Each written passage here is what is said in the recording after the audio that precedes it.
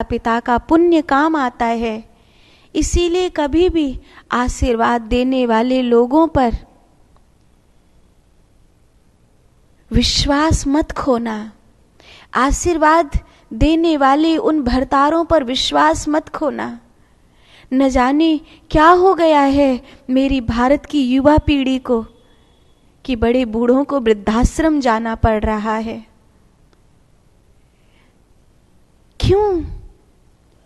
जिन्होंने बचपन में आरती की थाल में से आरती ले लेकर अपने सर पर रखने की बजाय आपके सर पर रखी थी, जिन्होंने हर मंदिर में,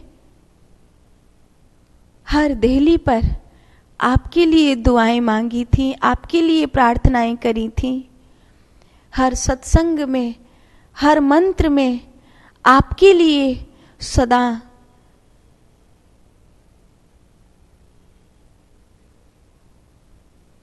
कामनाएं करी थी, आज उन्हीं को आप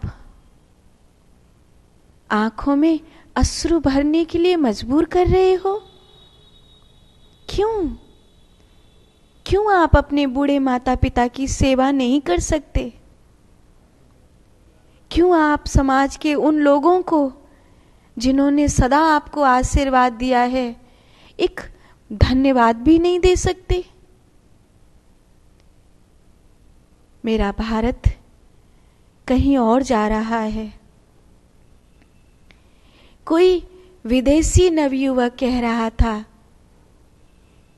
मेरी मां अपने दूसरे हस्बैंड के साथ रहती है, उसने पहले को छोड़ दिया है, लेकिन अब दूसरे वाले से उनकी निभ नहीं रही है, इसीलिए मैं आपसे ये प्रार्थना करने आया हूं कि मेरी माँ जिसको प्यार करने लगी है उसके साथ जाएगी या अपने दूसरे हस्बैंड के साथ रहेगी। ये वाले शब्द भारत में कभी नहीं थे कि पिता अपनी पहली माँ के मेरी माँ के साथ रहेगा, अपनी दूसरी पत्नी के साथ रहेगा या तीसरी के पास जाएगा। ये वाले शब्द भारत में नहीं थे।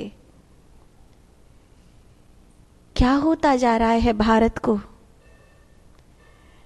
एक बार अपनी सभ्यता को, अपनी संस्कृति को, भारतीय ऊंचाई को, सनातन धर्म की वैल्यू को समझो। सनातन धर्म की जो स्थिति है वो मानवता की ऊंचाई है। मानवता की ऊंचाई को भारत पूर्ण रूपेण निभाता आया है अब तक, लेकिन अब मेरे भारत में दरार पड़ती जा रही है। मेरे भारत में उस मिलेच्छी परंपरा ने पैर जमा लिए हैं जिसके न जाने कितनी बीवी होती हैं और न जाने कितने पति होते हैं। मेरे भारत में उस कॉन्वेंट परंपरा ने जड़ जमा ली है जिसके कितने अफेयर होते हैं, कितने हस्बैंड होते हैं, कितनी वाइफ होती हैं, कुछ पता नहीं होता। मेरी सनातन संस्कृति, मेरे भारतीय, मेरे सनातन धर्मी लोग सुकुड़ने नहीं चाहिए। उन लोगों की तरह अपनी सभ्यता और अपनी संस्कृति को छोड़ने के लिए मजबूर नहीं होने चाहिए। मेरे सनातन धर्मियों के घर में होने वाला कलेश पीड़ा का कारण है कि ये घरों में कलेश क्यों हो रहा है? क्यों बूढ़े माता पिता की आंखों में खून के आंसू हैं? इतने सारे वृद्धाश्रमों की आवश्यकता क्या है?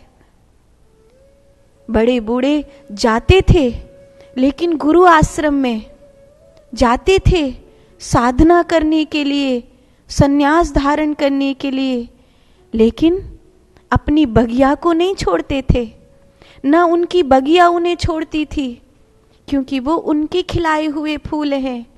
उनको छोड़कर चले जाना या उनको अपने से दूर कर देना ये ठीक नहीं है। लेकिन आज घर घर कलेश है। माता पिता अलग रहते हैं, बच्चे अलग रहते हैं। बच्चे माता पिता के लिए कुछ चीजें कंप्रोमाइज नहीं कर सकते, क्योंकि कुछ चीजें हैं जो बड़ों बूढ़ों को चुभती हैं, क्योंकि वो अपनी सभ्यता को, अपने उसूलों को, अपनी धारणाओं को नहीं छोड़ सकते। वो तुम्हारे साथ बैठकर मुर्गा नहीं खा सकते, क्योंकि उन्होंने जीवन भर प्याज लहसुन भी नहीं खाया। वो तुम्हारे साथ अंडा कैसे खाएंगे? लेकिन तुम्हें अपनी पत्नी के साथ मुर्गा अंडा खाना है। कैसे पार पड़ेगी? कैसे होगा? कैसे जीवन चलेगा? फिर माता पिता अलग रहेंगे, बच्चे अलग रहेंगे। मेरी बात जो कोई भी सुन रहे हो, हाथ जोड़कर प्रार्थना है, अपनी राक्षसी वृत्ति के लिए, अपनी निजी धारणाओं के लिए, संसार की दौड़ में आगे बढ़ने के लिए अपनी भारतीयता को मत छोड़िए। अपने बूढ़े माता पिता को मत छोड़िए। अपने माता पिता की प्रसन्नता को स्वीकार करिए। और जब आप अपनी माता पिता की प्रसन्नता को स्वीकार करके जिएंगे, तब आप सनातन संस्कृति को आगे बढ़ाने वाले एक मातृभूमि के रक्षक बन जाएंगे। क्योंकि अगर आप भले हिंदू हैं, पर आप मांस भक्षण करते हैं, आप कई सारे शारीरिक संबंध रखते हैं, आपका चरित्र, आपका भोजन और आपका विचार इस संस्कृति से, सनातन धर्म से मेल नहीं खाता, तो आप हिंदू होते हुए भी हिंदू नहीं है। जैसे कि एक बार चाचा नेहरू ने कहा था कि 50 साल बाद इस भारत में शरीर से तो लोग हिंदू होंगे, लेकिन दिल से मुसलमान और मस्तिष्क से ईसाई हो चुके होंगे। इस बात को सच्ची होने मत दीजिए। ये बात कहीं ना कहीं चाचा नेहरू की सच्ची होती हुई दिखाई दे रही है। आज बहुत सारे लोग केवल शरीर से ही हिंदू हैं, लेकिन दिल से मुसलमान हो चुके हैं, क्योंकि पिक्चरों ने उन्हें सिखाया है कि हीरो का दिल टूटता है तो जाकर मजार पर माथा टेकता है, चादर चढ़ाता है, धागा बांधता है, और मजार वाले पीर बाबा उसकी मनोकामना पूरी कर देते हैं। तो आज कहीं ना कहीं भारत का युवक दिल से मुसलमान हो गया है, क्योंकि हर एक पिक्चर में यही तो दिखाया गया है कि हीरो का दिल टूटेगा तो शराब पिएगा। आज इतने सारे शराब खाने क्यों खुल गए? क्योंकि घरों में खुलेआम बाप बेटा बैठकर शराब पी रहे हैं। ये पिक्चरों ने दिखाया है। मस्तिष्क से आज ईसाई हो गया है हिंदू, क्योंकि हिंदू के घर में ये नहीं होता था कि सास और ससुर और बहू और बेटा एक साथ बैठकर सिगरेट फूंक रहे हैं, किटी कर रहे हैं और शराब पी रहे हैं, छोटे ओछे कपड़े पहनकर पार्टियों में जा रहे हैं, जिन कपड़ों में कोई भी उस नारी को देखने के लिए अधिकार नहीं है। उन कपड़ों में ससुर के आगे बहू घूम रही है, बेटी घूम रही है।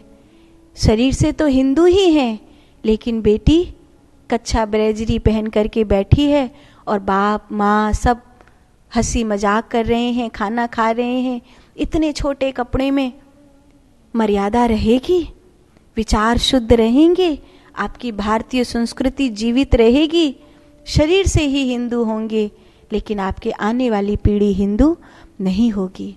सनातन धर्म कैसे बचाओगे? ये सीख है रामायण की कि उन बड़े बूढ़ों को, थोड़े से हैं, ज़्यादा नहीं है, मुश्किल से पूरे भारत में ढूंढोगे 1 करोड़ मिल जाएं तो बहुत बड़ी बात है। 1 करोड़ भी नहीं मिलेंगे जो आज भी शाकाहारी भोजन करते हैं, आज भी उन नियमों से, उन परंपराओं से जीते हैं। कुछ चीजें आज भी उनको सभ्यता से विपरीत होती हैं, घर परिवार से विपरीत होती हैं, सनातन धर्म से विपरीत होती हैं, तो चुभती हैं, आज भी पीड़ा होती है।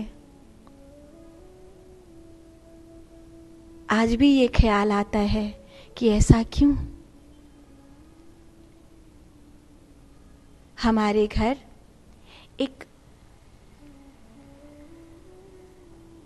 पति पत्नी आए,